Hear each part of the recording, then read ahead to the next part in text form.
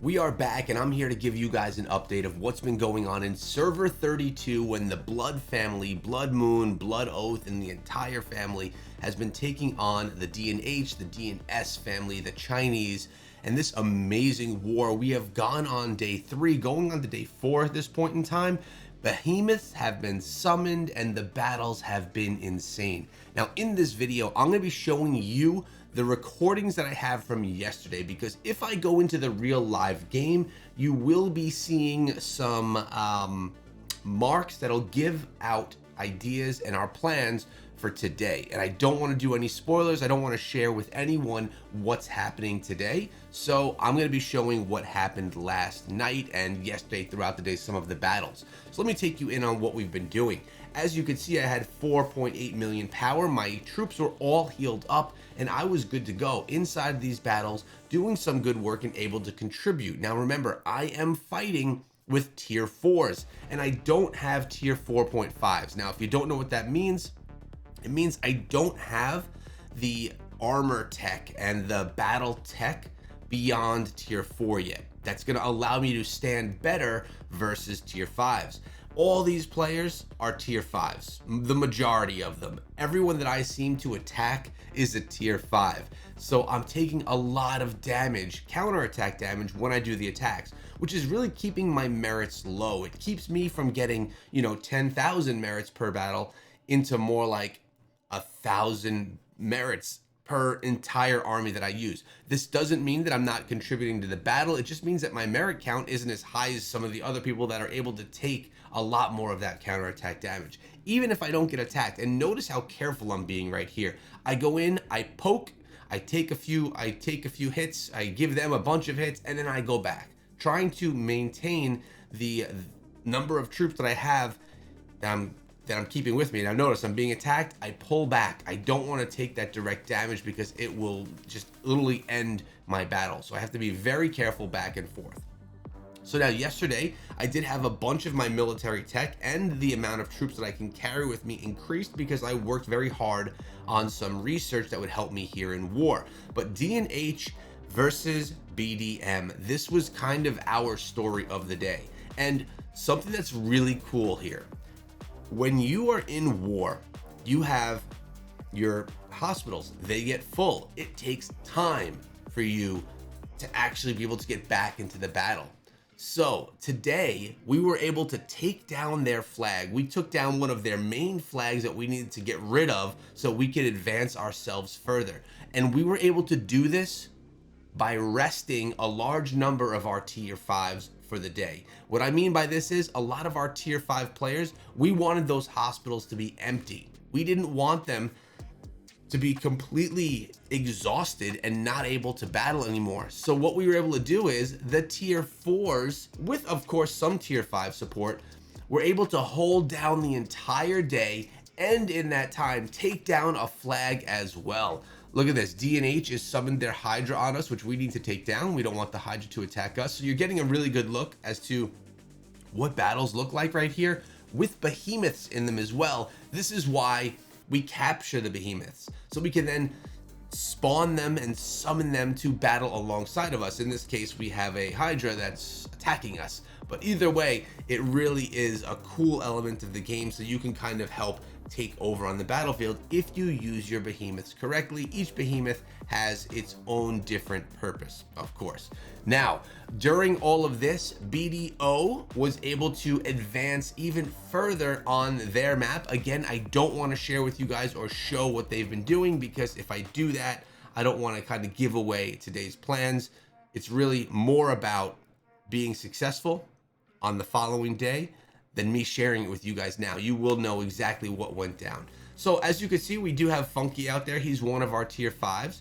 And the plan though was really to let the tier 5s recoup their troops so that they didn't have 12-hour hospital bills or have to spend hundreds of dollars to get things out of the hospital. All right, so we're coming back right now and we're gonna put a little bit more of a stand. So far, I've only lost about 20,000 troops.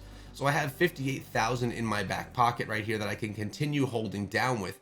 And again, it was just being safe. I didn't want to push too deep into their territory where I was going to be then getting stuck, getting slowed in those barricades, and it was a lot of back and forth stalemate. This type of battle had been going on all day long, 24 hours of this back and forth, and you have to always watch where your troops were on the battlefield as well, because, well, I got hit yesterday and it happened to me twice where all of my troops got wiped before I even got to the battle. And I'm going to show you this in just a moment because, man, it was devastating and made me so angry.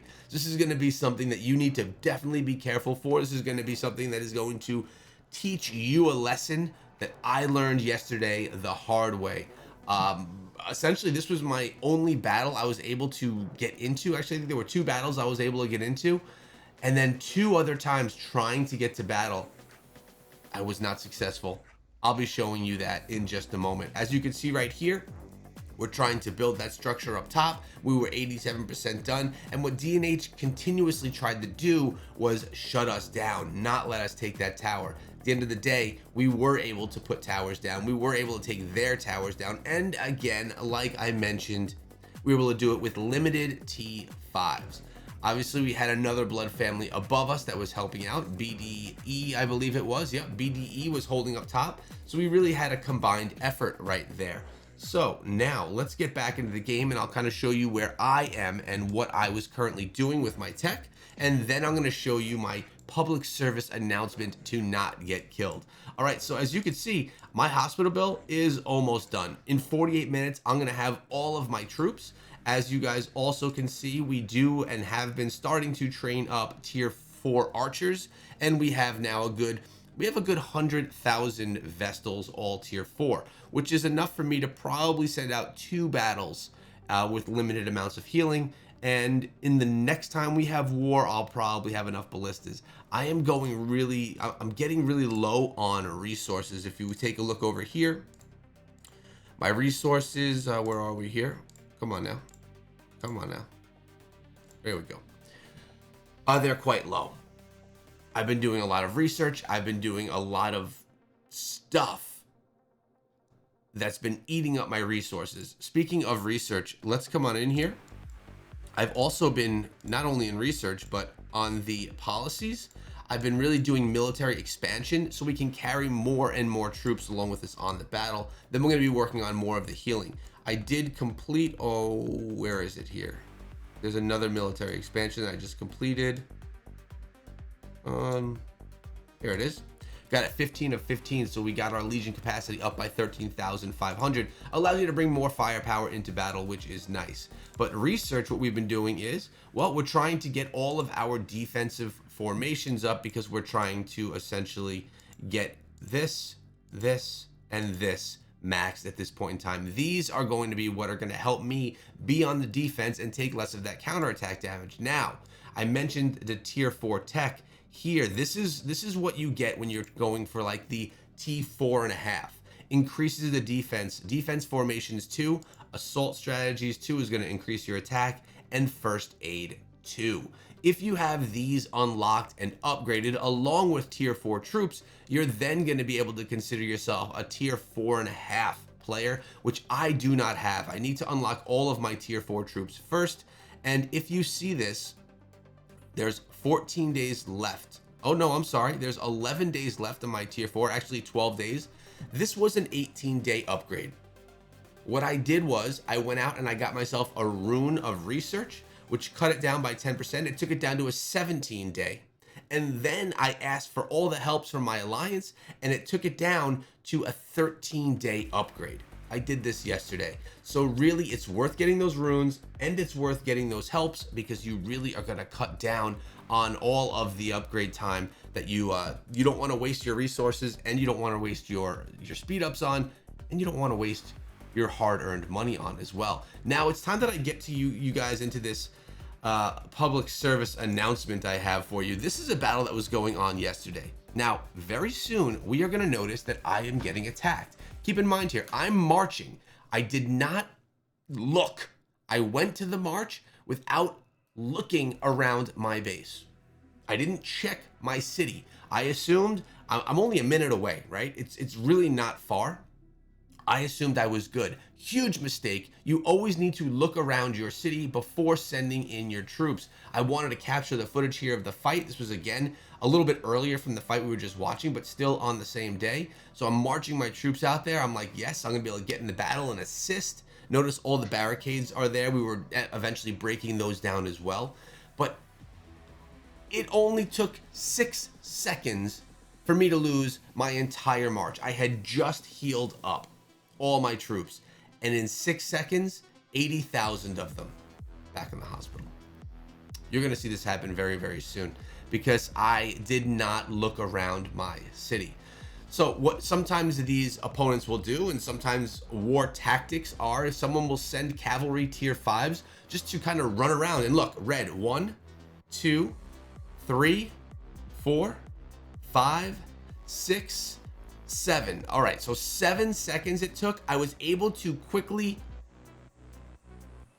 attack back, but my goodness, I completely got killed right there, and I was not at all happy about it. I got wiped by someone that was just cavalrying around super fast, a T5 player, and they just completely saw my troops walking to battle and took them down in 7 seconds. And man, that felt bad.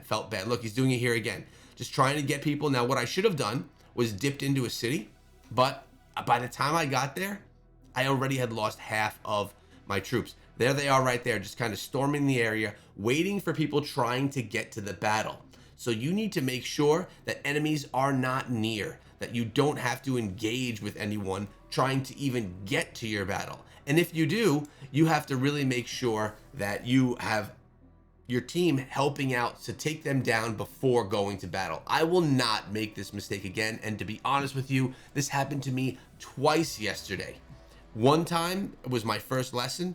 Second time, I guess I didn't learn my lesson because it happened again. And man, if you ever felt like you wanted to break your keyboard or phone, that is the kind of moment that makes you feel like that. It felt so bad. So I want to give a little bit of love right now to the Blood Moon Alliance. I want to also give love to Blood Oath Alliance because, man, we have been holding things down, really doing a nice job inside of all of these war events.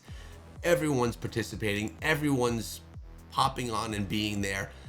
Blood family altogether has been amazing. Remember, this is the battle going on in server 32. The reason why I'm fighting against tier 5 troops only 1 month into global release of the game is because we are in the biggest whale server anywhere inside of the game. We have the biggest spenders, as you can see right here. As I'm clicking through all of my rare chests, you get these from spend. When someone buys something inside of the game, whether it be your dailies or whether it be packs or whatever you buy, you give a chest to people inside of your alliance.